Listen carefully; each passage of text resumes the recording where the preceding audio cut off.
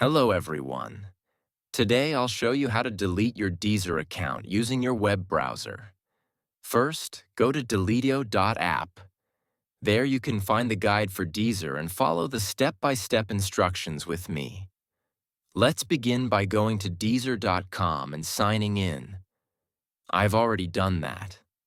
At the top right, click on your profile icon, then select Account Settings. Scroll all the way down to the bottom of the page and click Delete My Account. Now enter your Deezer password and click Delete My Account again. You'll then receive a validation email. Open it and click the link inside to confirm deletion. Warning: deleting your account is irreversible. Once it's gone, you won't be able to recover it, and all your playlists, favorites, and listening history will be permanently deleted. And that's it. You've successfully deleted your Deezer account.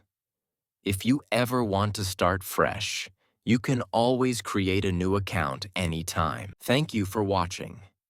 Don't forget to check out deleteo.app, where you'll find easy guides for deleting your accounts or downloading your data from different apps. You can also find your accounts using your email, phone number, or username, and check if your data has been leaked.